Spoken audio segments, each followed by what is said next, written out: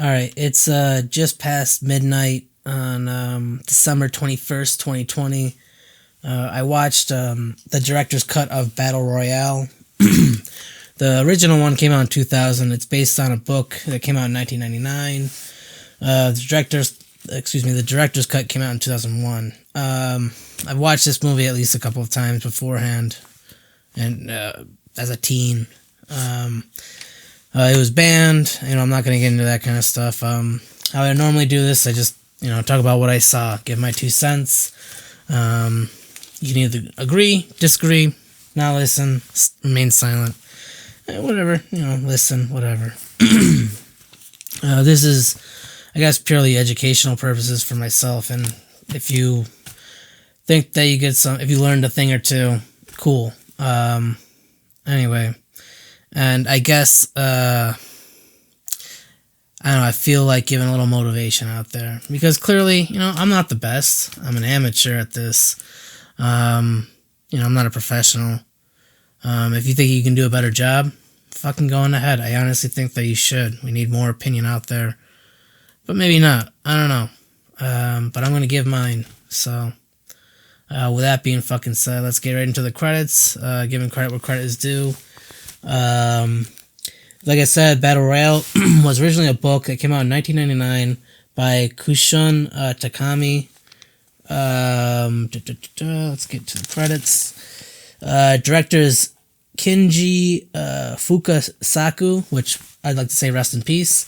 Screenplay by Kenta Fukasaku. It's starring Tatsuya Fujiwara, Aki, I'm sure it's Aki Maeda, Taro, Yamamoto, Takashi Kitano. I mean, there's, fucking plenty of others. I mean, there's 42 students in total in this, plus the teacher, and then you have all the other. Anyway,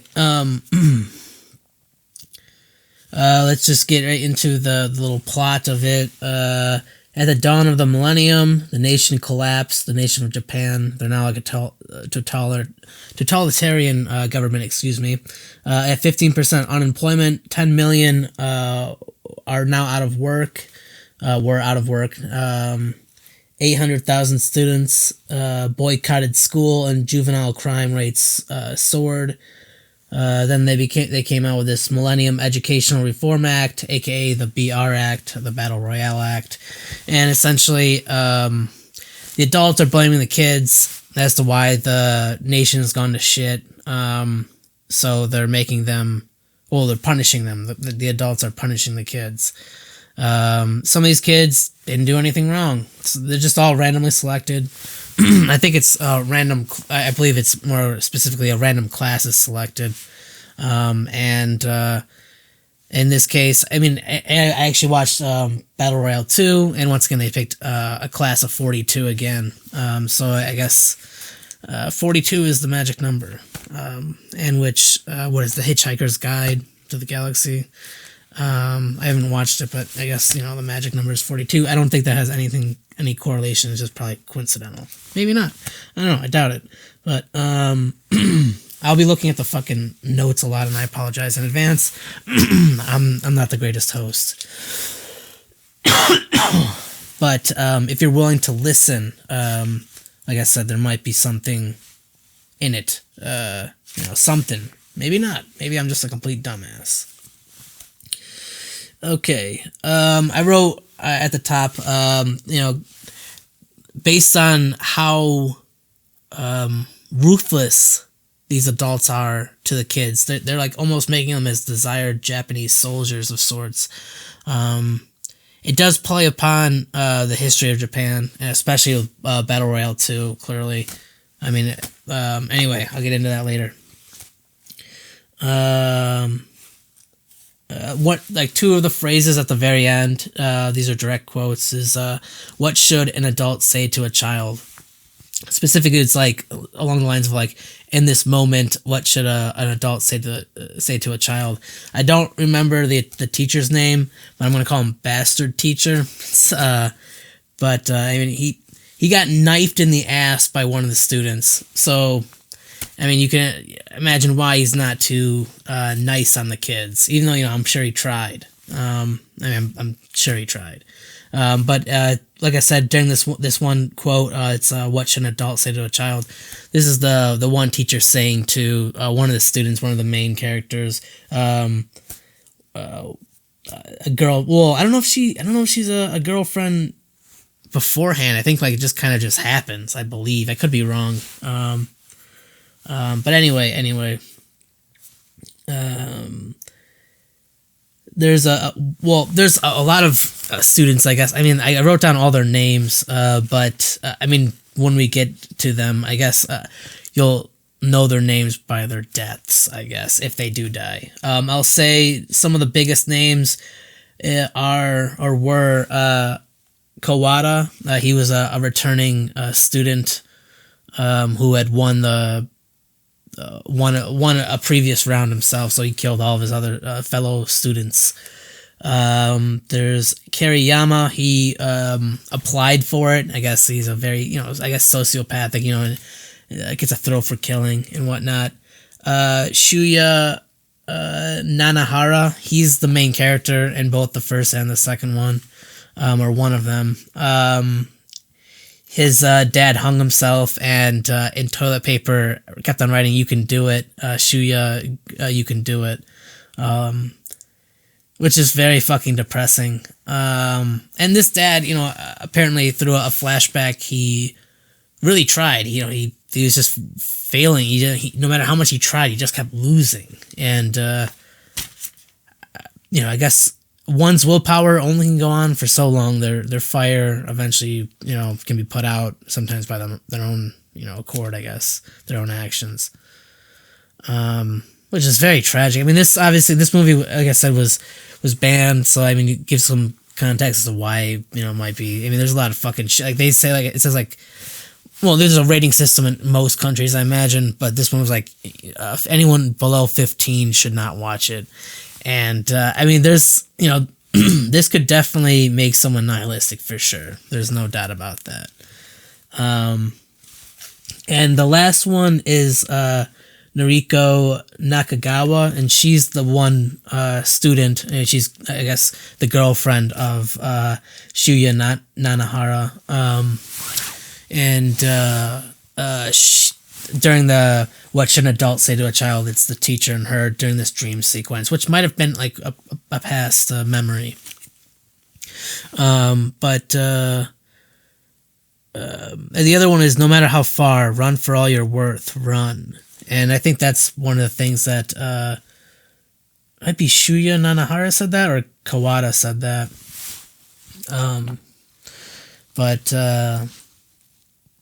No, like I said, I mean, I guess we'll get back into the whole thing. Hold on. Let me take a sip from the old Holy Grail.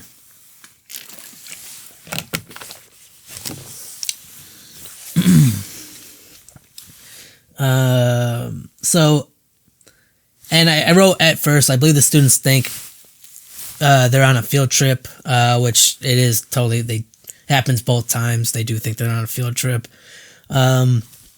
And at one moment on the bus, there's someone admitting they have a crush on another student. I don't know if that's around the time when, because once again, I cannot recall the detail. Unfortunately, I guess I'm fucking just dumb. But Noriko and I think one of her friends was admitting to Shuya and or Nobu, I believe, one of the two. I can't remember. Maybe they're both professing their crushes for the other. Or whatever, both the girls. Anyway, one of the girls takes a picture of Nobu, Shuya, and I believe Noriko. Nobu's kind of cut out there. And Nobu's he's the kid who's knifed the teacher in the ass. So he's kind of one of the juvenile delinquents. And Shuya's kind of more or less a good-natured character. So it's just kind of, I guess, in a way, yin and yang kind of thing. But kids eventually get gas on the bus. Shuya wakes up, but then gets hit on the head or knocked out by one of the attendants on the bus, the bus attendant. She's got this gas mask on. Even the teacher, there was one teacher that was going with them, and anyway, he was even knocked out. They eventually get into this classroom, and they're told, the one, I would call him once again the bastard teacher. They keep on. There's a bunch of other Japanese soldiers all around in this one classroom in this school, and all 42 class members go into the room, and they're explained what's going on. I think they show. I think at the very beginning they show that the teacher that was going on them with the field trip, or the field trip, they just straight up just killed him. I think because he was morally tied to children. Anyway, not like he did anything. Not I didn't. I hope I didn't mean like suggest like he was doing stuff like to kids. I think just once again like just because I guess because he was on the side of kids, that's why they killed him, rather than on the side of adults. Anyway, I wrote teacher killed. I said adults blame kids as to why the country has gone to shit. The teacher's killed, and he's kind of just like on this table, and they just fucking roll him in. Go, look at this, and they roll him out, freak the kids out. It's very morbid. It's very bleak. It's very ruthless. They explain how big the island is. It's about 10 kilometers in diameter. It's an uninhabited island, I believe. And I think there's one girl just like kind of just whispering or talking to one of the other girls or just one of the other students, and the teacher, the bastard teacher, I'm going to call him, throws a knife into her forehead and she dies. Her name was Fujiyoshi, and that's how she died. So there was 41 students left to go. And now by this point, it's kind of like, explaining the entire... if you haven't seen this movie, I would definitely recommend watching it before I go into this. But if not, I just am definitely going to be spoiling it. It's kind of an older movie, I guess. Like I said, 2001 was when the director's cut came out, compared to the original theatrical cut, which came out in 2000. I don't know if I've ever watched I don't know if I've watched both the director's cut and the theatrical cut. I might have. I may have. I don't know. But as far as I remember, everything that I've seen was all in there. And I don't think I saw anything new. Fear, true realization of death, the death of innocence. And I forgot to mention when the girls are taking a picture of, one of the girls is taking a picture of, I believe, once again, Shuya and Noriko, and, cutting out Nobu. It's kind of just like innocence photographed. Like, this is like one of the last few moments of these kids. Not even, they're not thinking about death. They're not, they think that one of the pretenses that I guess are, I don't know if pretenses, one of the kids, they always say that kids just think that they're never going to die. And then it fucking happens to one of their friends or fucking relative or something like that. And you kind of just now have that sudden realization of what death, the inevitable, the forever, the forever sleeping, the forever nap. I don't know. But once when Fujiyoshi died, before even the teacher dying, it's kind of still like, it's an adult. He lived probably at least 38 or something.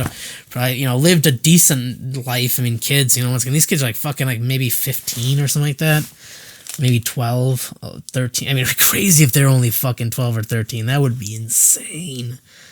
They might have been even 17. I don't remember the years, but they're definitely, they're not adults. They're not even young adults. They're just fucking teens. Anyway, like I said, fear, true realization of death. And I also, I guess, keep on jumping back and forth for the photograph, when they mention the crush. Like, once again, it's just like, I guess I just want to really emphasize, like, once again, like, they're having a crush and stuff. Like, by this point, are they gonna go, hey, I have a crush on you? Like, after, like, all of this is just, like, all this fucking, death has just happened, occurred. Like, last thing on their mind is any innocent bullshit. They're just thinking, what do I have to do to get out of here and survive? And maybe even thinking, how can I get my friends out of here, too?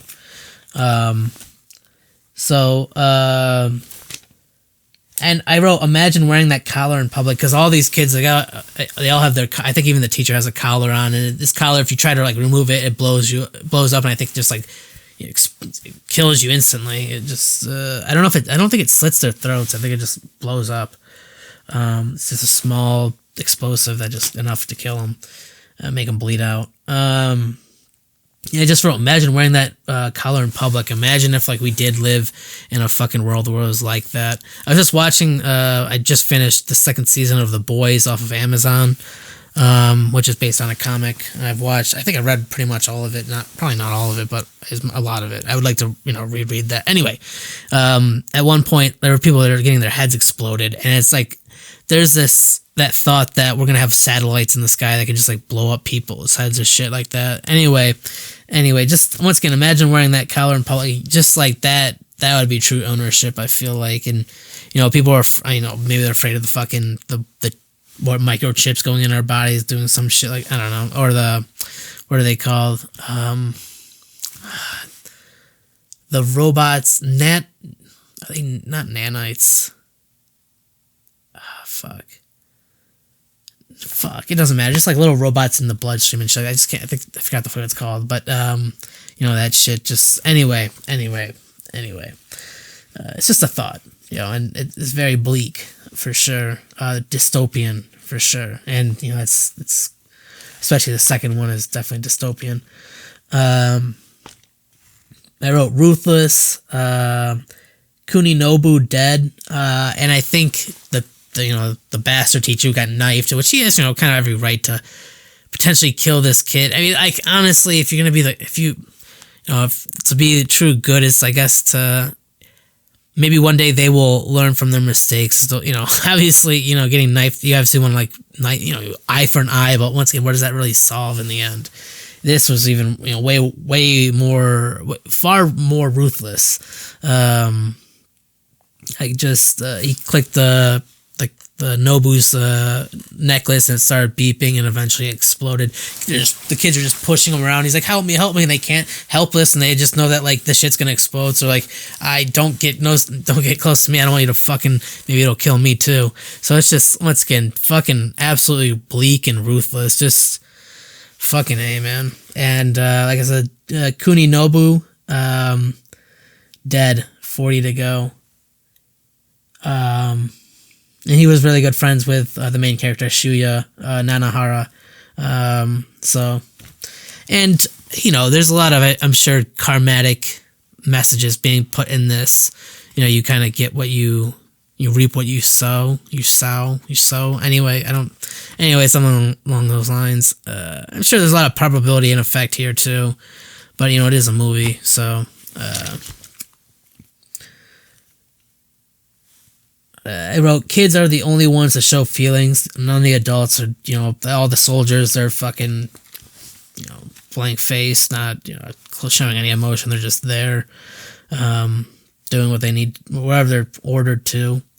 And the teacher, if he's laughing or whatever, it's just pure like that, like fucking acting, like just that malicious, act out. I don't know. It's just, very fucking sociopathic kind of tendency. Which, some people I'm sure get to that point because they snap. There was another character, Mitsuko. She goes on a killing spree in this movie, but she is kind of like a loner, and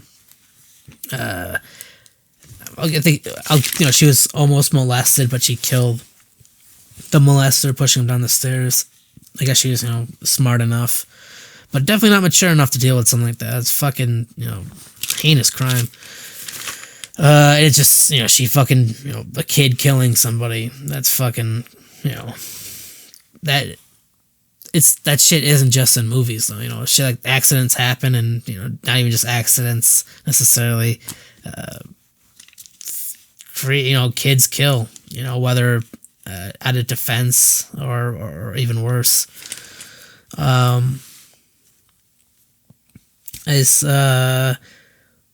All die if not decided in 3 days. So they kind of forces them. There's a time limit. So once again, there's only one survivor allowed to be left, and if they can't come to that conclusion. If for some reason they can't kill everybody, for whatever reason, they all fucking die in 3 days. There's a random selection as to who goes first, who leaves the classroom first. Some of the quotes from he can't call him bastard teacher. It's your own damn fault. Life is a game. Like, life is a game, man. It's so fucking, once again, such a bleak message, man. Life is a game. Oh, fuck. That's all I'm going to say about that. I can get into that, but, it's just, life is not, I mean, if you fucking view it as a game, man, then, like, you just view people as fucking game pieces. Oh, fuck. That's all I'll get into that. Like I said, leave classroom one by one. A lot of them are nervous, especially that they have to kill their friends.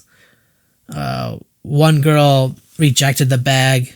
I think she ended up killing herself. I think with maybe a boyfriend or one of the boys, I believe.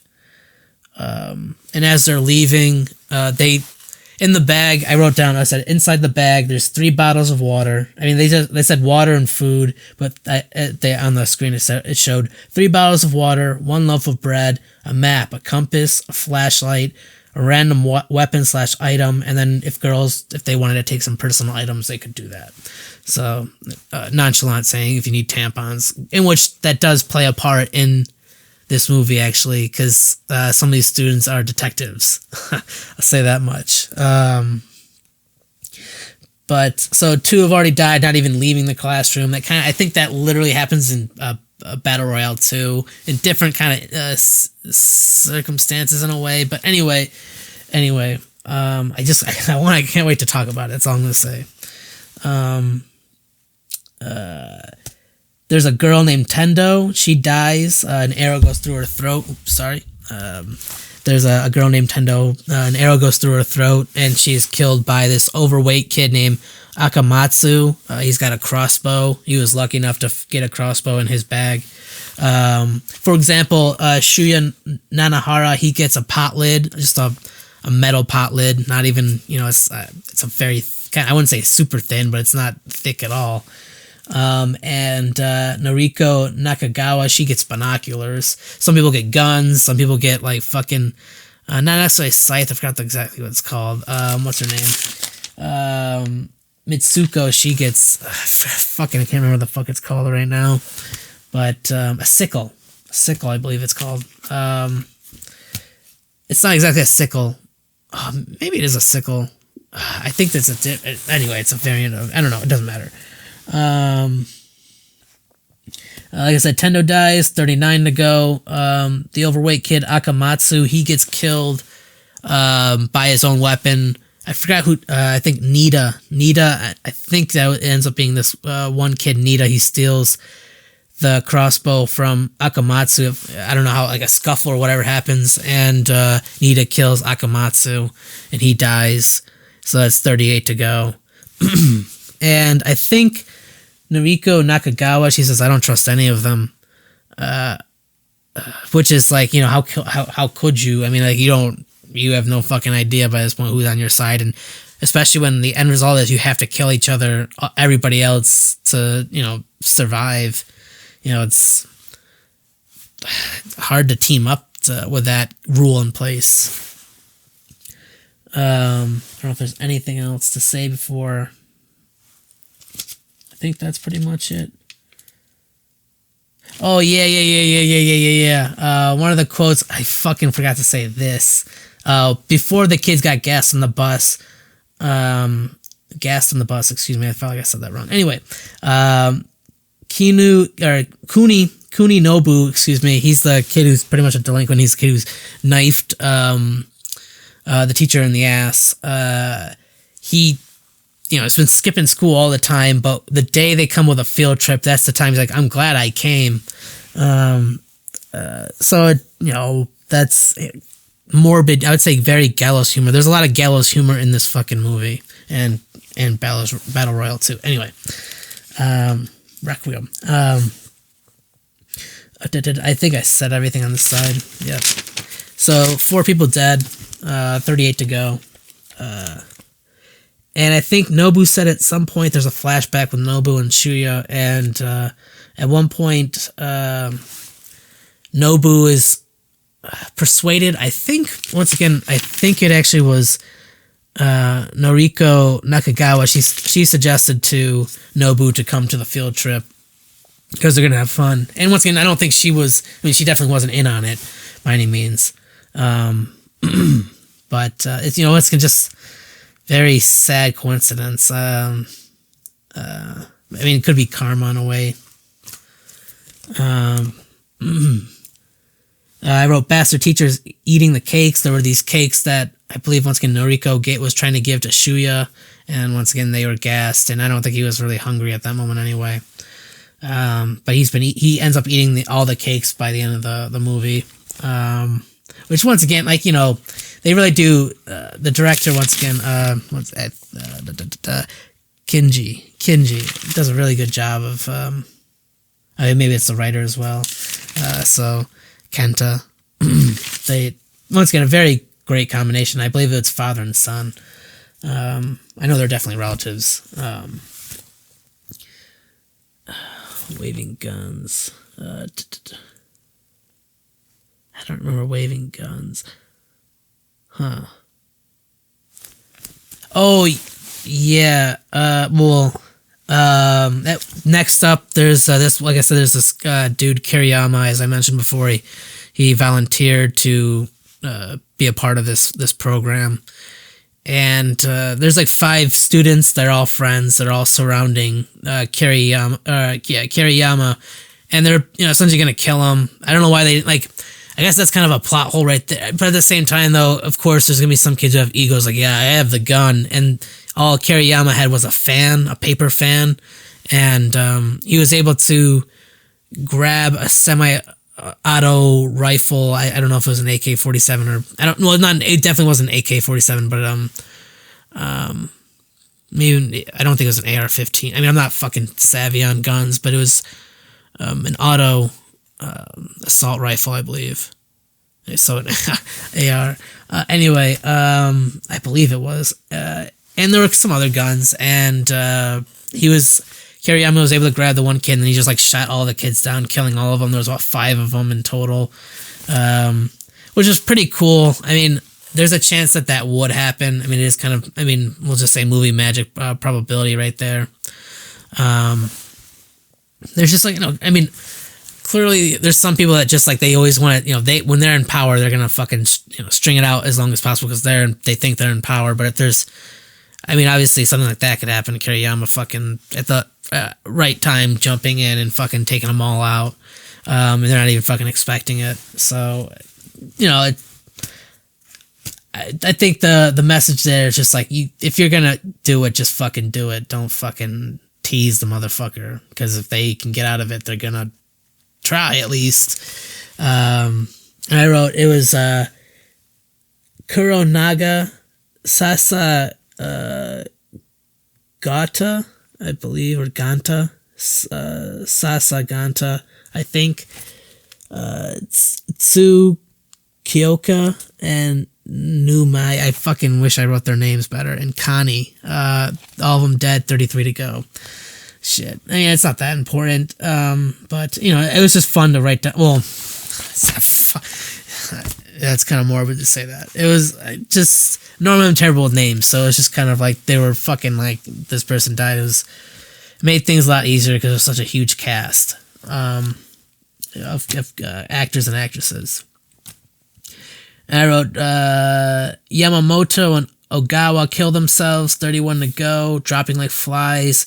Yoshimi and Kuramoto also kill themselves by hanging. Well, Yamamoto and Ogawa, they jump off the fucking a cliff that into some rocks and they die. And then Yoshimi and Kuramoto, they die by hanging. So that's 29 to go. This is where Mitsuko, she comes in, and she had the sickle, and there was this one girl, Megumi, she had a stun gun, and Mitsuko pretty much played like a snake and ended up slitting the throat of Megumi. So 28 to go.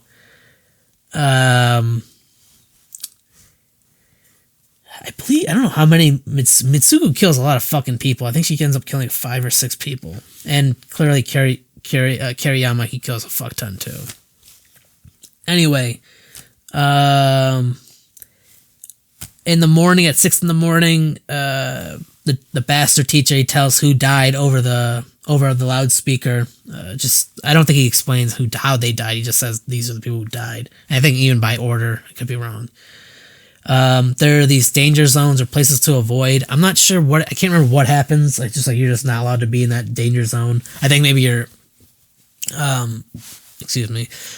collar it explodes. So I think that's which kind of forces them to have to move and kind of entangle with each other and kind of fucking duke it out. So, I mean, there's a lot of thought that was put into this movie and probably in that book as well. I'd love to actually read the book one day. Oki, he's got a hatchet and he ends up trying to kill Shuya. They get into an entanglement, and next thing you know, Oki has a hatchet in his fucking head and he dies. So it's 27 to go.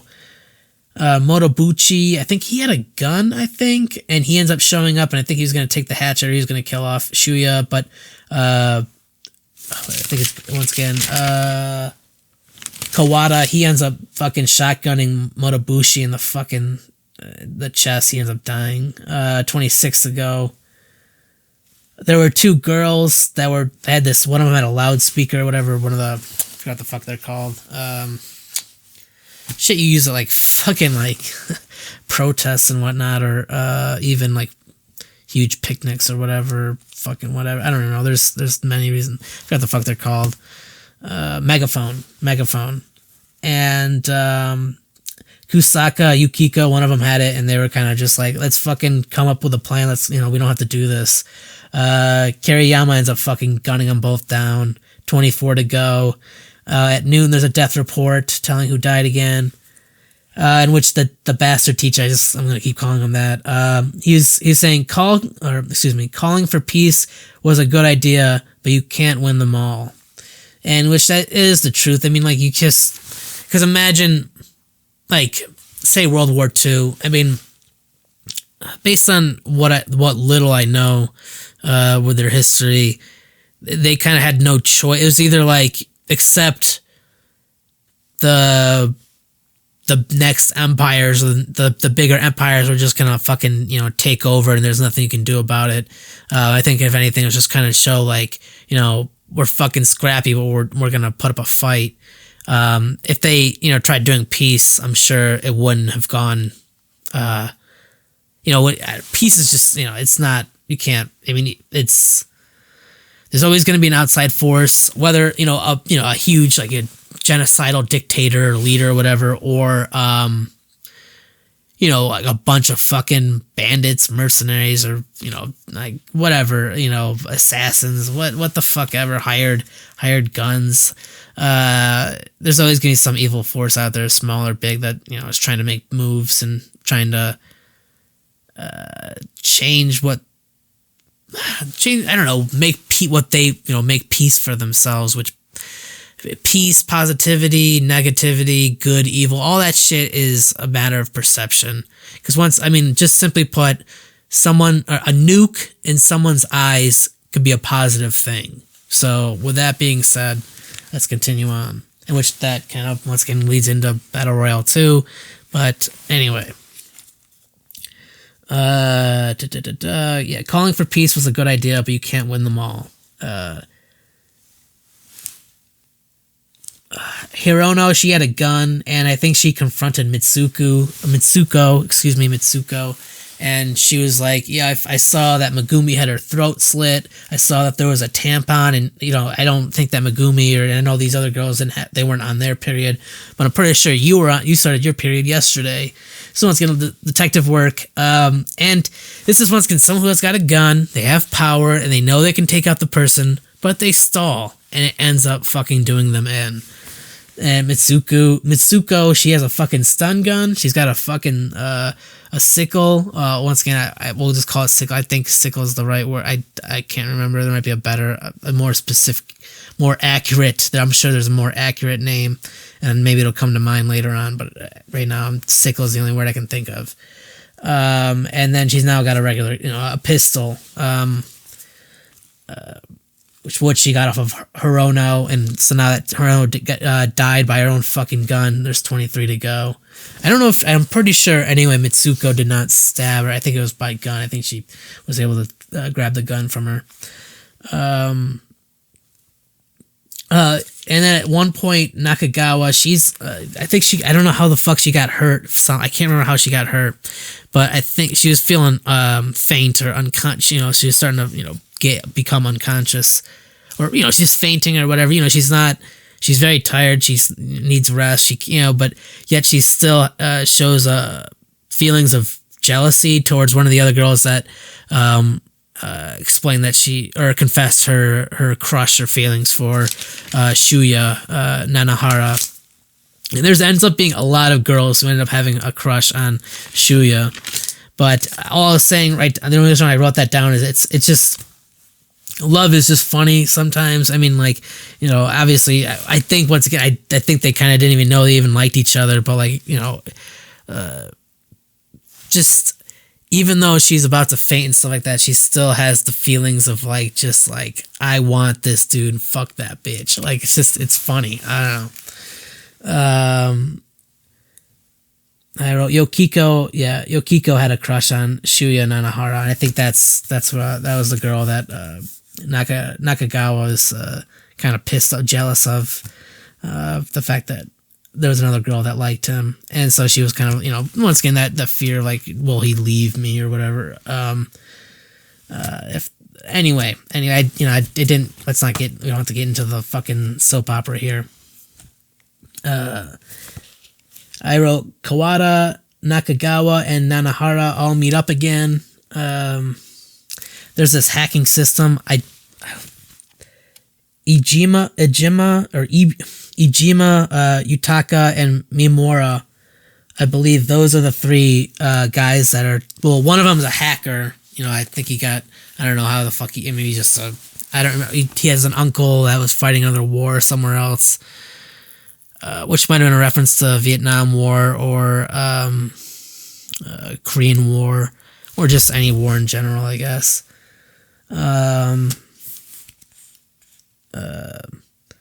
But he ends up he's got this they're trying to hack the Battle Royale system or whatever, so they can turn off the fucking the necklaces, and because they obviously they have no interest in killing anyone.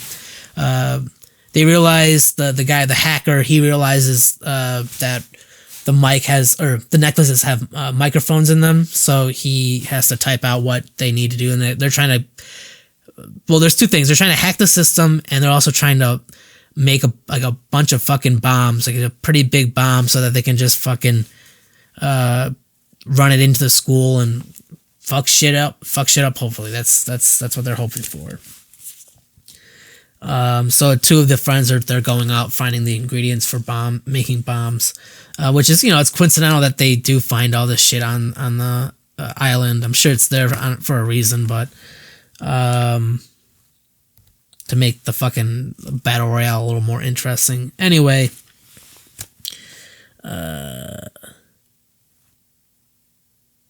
shit. Fuck. I wish I wrote her name better.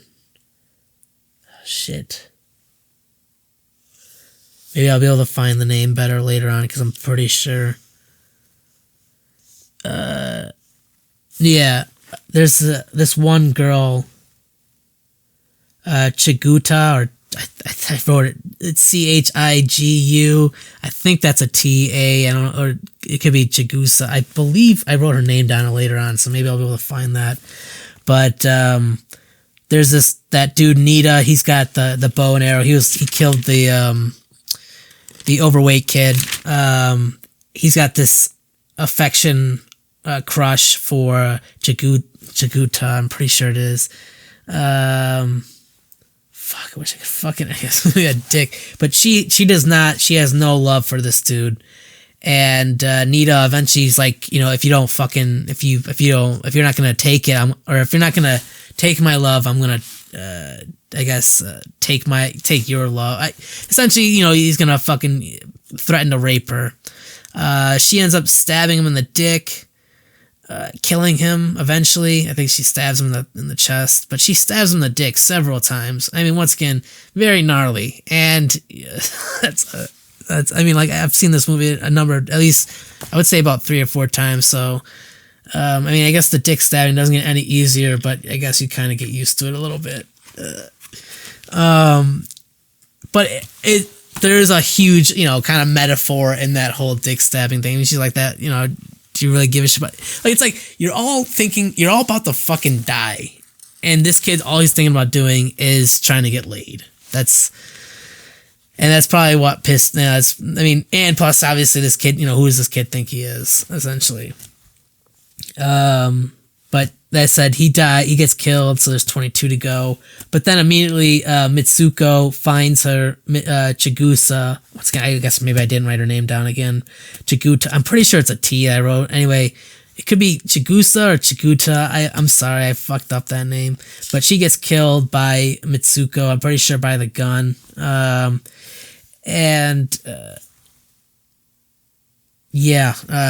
Fuck. I guess instant karma. No, I don't know. I think there was just some classroom drama outside of this battle royale, and there's a lot of these people get killed just based on being slighted in the real world, or in the classroom. One of the phrases, God, can I say one more thing? I can't remember who wrote that. I think Chiguta or Chigusa. I'm pretty sure it's Chiguta. Could be wrong, but I think she said that. Oda, there's a student, Oda. He got a bulletproof vest, and once again, it's like kind of like the opposite. But it's the same feeling as having a gun. It's like when you have something that can protect you, you get all cocky and like, haha, I can't die. And Oda gets his fucking head, I believe, chopped off by Kiriyama. He's got a fucking sword or a katana. It's definitely a sword. It could have been like, I think it's maybe a hidden katana or whatever, like a cane katana. But Oda gets his head chopped off after getting shot at and living that. He could have played dead or just ran away, but he was like, ha ha ha, I'm alive. And Kiriyama jumps from the roof and chops his head off. There ends up being a close encounter between Kawada, Nakagawa, and Nanahara. Between those three and Kiriyama, there's a close encounter, but they're able to escape. I think, yeah. Sugimura saves Shuya from it. I think they end up jumping into the ocean, and that kind of like that. So then it's just kind of like Kawada and Nakagawa, and then you got Nanahara with Sugimura. Sugimura ends up taking Shuya to this what the fuck's it called?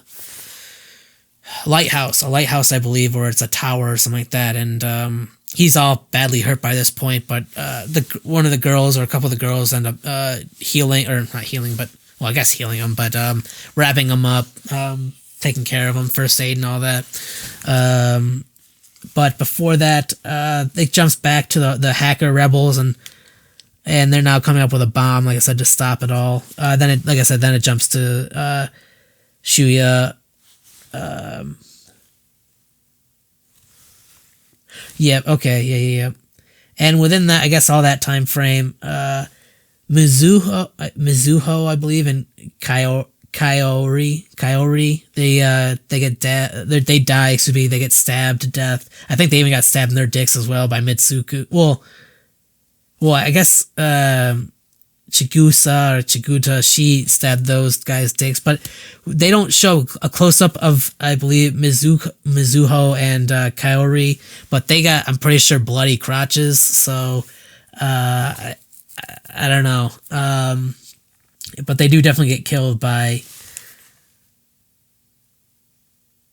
Right. I wrote, you have no idea who would kill you if they had the option to, which is very fucking dark. I think she also kills Takiguchi and Haragami. So now there's from 18 to go, now down to 16 to go. Okay, yep. Then, like I said, it jumps cut to Shuya in the tower with the girls. I think there's like 5 or 6 girls. One of the girls, in her bag, she had poison. And she ends up trying to poison Shuya because she thinks Shuya was a cold-blooded killer, killing the was it Oki with the hatchet. You know, it was kind of Oki's fault, but how she judged, she thinks that he's guilty. So she was trying to poison his food. One of the girls ends up eating it, and she gets killed. She like fucking starts bleeding and shit and dying. She dies immediately. Because of that, there's a shootout. And Yuki, she feels very guilty, and she ends up jumping to death because and it's her fault. I mean, like she essentially caused the entire shootout. She essentially caused all those girls to kill themselves based on deception. And literally, they honestly assumed the wrong person. They all assumed, like, they were all on the same side. Other than that, well, technically they were all on the same side, even that one girl. But if they knew, they probably would have killed her. But she didn't say anything. Because clearly, she made a mistake. But that's a fatal mistake right there. And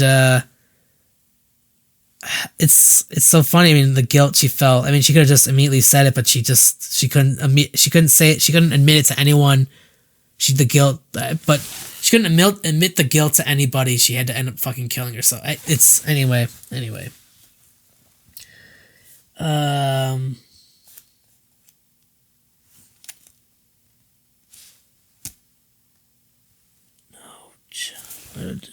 But to keep moving forward. No choice but to keep moving. Okay. I wrote Yuki, Yuko,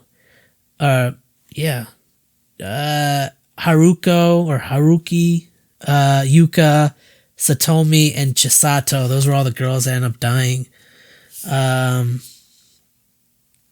Just fucking, I mean, like the deaths, a lot of the deaths, some of them came out, they all kind of died the same way, but some of them, they all, kind of died similar ways, like just probability, I guess. But like a lot of the deaths ended up being very karmatic, for sure. There's a, kind of like right and wrong, like what is truly right, what is truly wrong. But it could be argued that like it's just purely probability. Like if you're gonna do an action like that, there's consequences to it. Excuse me. And yeah, I don't know. There's, you gotta face the consequences, whatever your decisions are. So, which once again, like, you got, obviously, I'm sure you got to think, you got to think your fucking the actions forward in advance, but sometimes you don't have time to do that. It's just, I don't know, man. It's fucking, there's a lot to digest. There's definitely a lot to digest in this movie.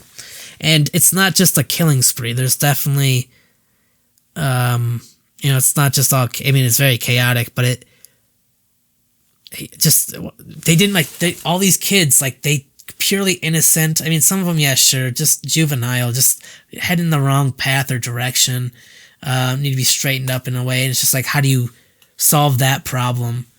But it's not, it's not, I mean, I think if anything, the blame can go all around. I mean, the kids, they came out of, quite literally, I mean, don't mean to be too real, but they came out of the vagina of their mother, and, it's like, I mean, their mother might have ran away from them, or she's dead, or just was a terrible mother. And same with father. I mean, the father could have ran away, was a terrible father, whatever, or died, killed themselves in front of the kid. But so it's just like, this also reminds me of just like Kingdom Come. Like, the next generation has to show, or excuse me, the previous generation has to show the next generation. I mean, obviously the next generation has to listen, but I guess, and once again, it's just that going back to that quote, what should an adult say to a child? That's such a what is the right words? I mean, I guess you could say that with anything. Like, if you're trying to find the love interest, what are the right words? I mean, does it just come to mind naturally, genuinely? I mean, there's consequences to every fucking action you say. I mean, could be all good consequences. Anyway, good results.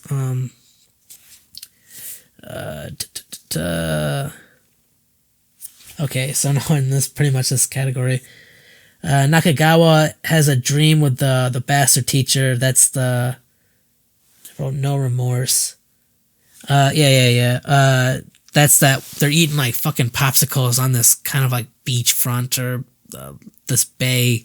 They're just like, there's water around. It could be a little mini lake or a little pond. But they're just both eating, and I don't think that the teacher had I don't think he wanted to, molest Nakagawa. I doubt it. I think just for some reason it's just weird how, some people just can relate to random people, random strangers. And I think that was Nakagawa's the last bit of innocence that the bastard teacher sees in children, and he knows he's wrong, but I don't know. I just definitely probably feel a little hopeless and definitely a little ruthless for sure. Very vengeful for sure. I wrote bastard teacher, no remorse. Bastard teacher has a terrible relationship with family. That storyline continues into Battle Royale 2, so I'll explain that a little bit later. But let's just say, I mean, all it needs to be known, if you never end up watching the second one, then all you need to know is that he's just a terrible family. And just once again, he's blaming the kids forever, but he's just a terrible father himself. So it's kind of telling you exactly what I'm talking about. How can you blame the kid? I mean, you could be, I don't know. The thing is, it's so complicated because obviously, some kids are not willing to open up to their parents, and some parents are not willing to open up to their kids. It's a very complicated mess. I mean, once again, what is the right way? It's so fucking complicated. We just hope that once again it doesn't get down to this point, this brutal, ruthless, fucking dystopian, fucking world. And this is a nation. I mean, who knows what the fuck's going on in the other fucking parts of the world in this universe?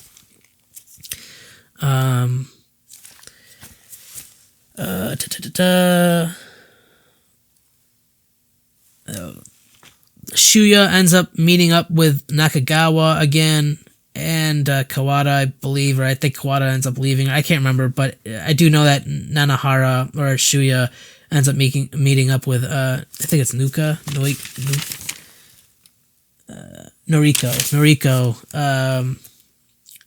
Nakagawa.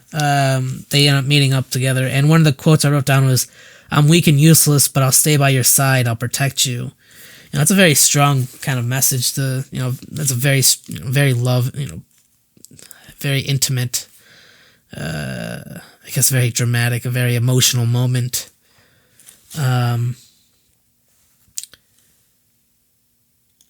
Fuck. I wrote another name down, I think just fucked up. Shit. Oh, maybe I figured it out. Koto Hiki. She gets, or he or she gets killed. Yeah. Okay.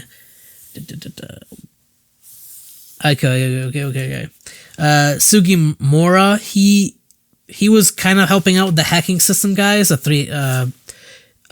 Ijima, Yutaka, and Mimura. He also, I believe, is the one that helped out and saved Shuya from Kiriyama when fucking I hope I'm not too. I hope you fucking were following through. There was a moment when Kawada, Nanahara, and Nakagawa, they were all getting there was a close encounter between those three and once again Kiriyama.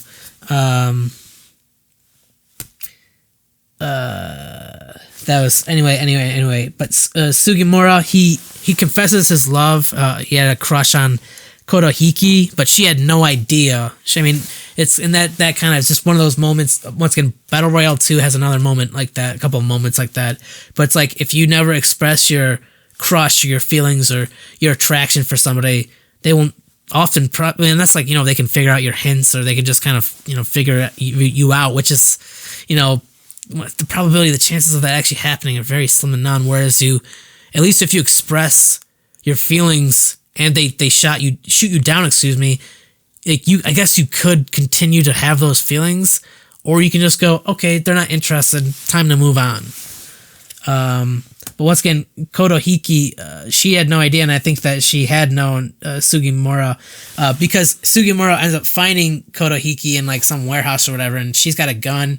He's got this like radar thing to see where everybody is on the map on the island, and he ends up finding her. She shoots him out of defense because she's afraid. It's essentially a stranger. Even though she's a student, she has no idea who if she knows him, at least she doesn't know him on she didn't know that he had a crush on her. And almost immediately after Mitsuko, she finds Kotohiki and she kills him, or kills Mitsuko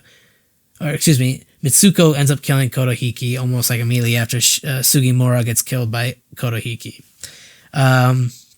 Which goes from 9 to go to 8 to go. So you got the 3 hackers, or the hacker and his friends. So that's 3. You got, I keep on fucking forgetting his name. Kiriyama. You got Kawada. You got Mitsuko, and then you got Nanahara and Nakagawa. So those are the last 8.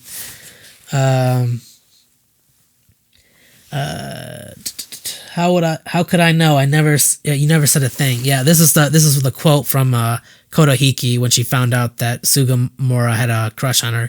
How could I know? You never said anything. You never said a thing. And then shortly after, Kotohiki is killed by Mitsuko is killed by Kiriyama. So it was kind of like a bloodbath between 2 sociopaths essentially. Mitsuko, she kind of had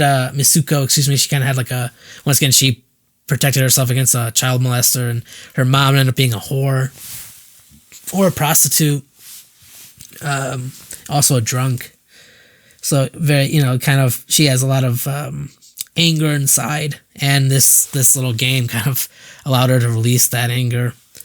But once again, karma and probability, evil and against something that's way eviler. Because I would say Mitsuko was probably a pretty evil anti-hero, if anything, just a very misunderstood, which I don't know if they really gave a background for Kiriyama. I think he was just a sociopath.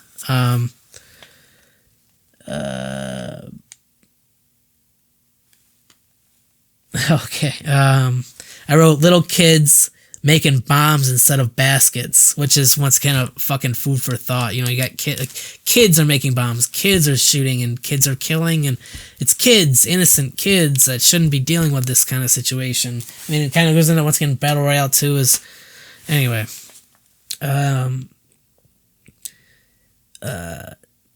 I wrote the hackers are dead before the completing the mission. There are 2 things they wanted to do is hack the system, which they do succeed at, and the second thing is they wanted to bomb the classroom, that hoping that would figure something out. But Kiriyama finds them and fucking kills them, all 3 of them.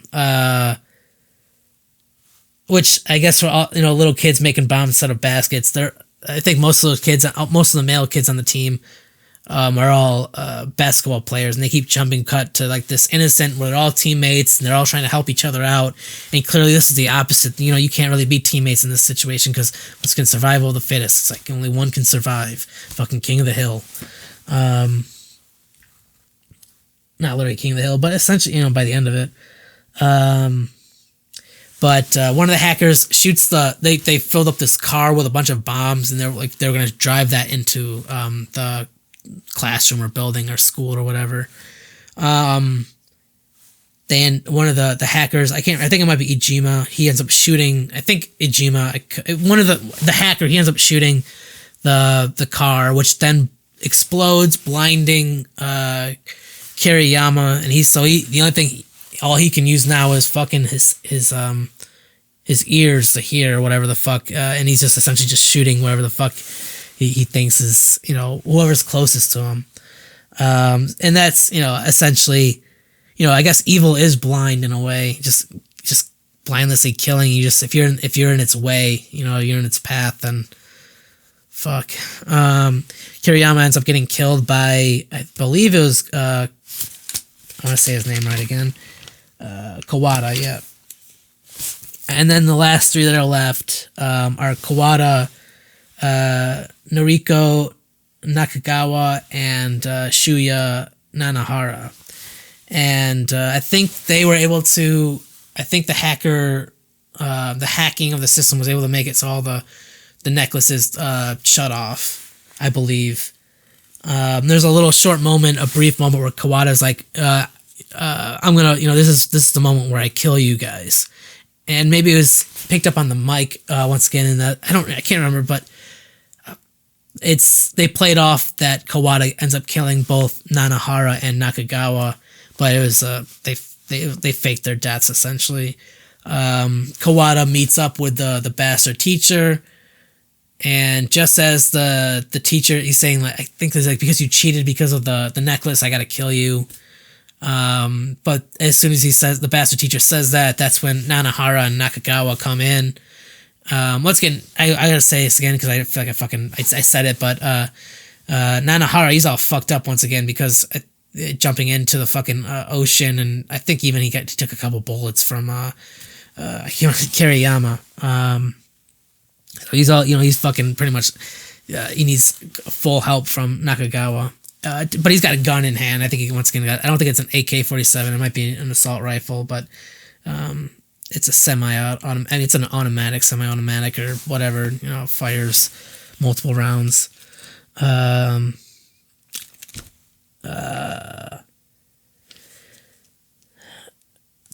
See if there's anything else I gotta say. I think I pretty much wrote or said everything, other than at the very end, the bastard teacher pretty much is able to persuade, or there might be a better word.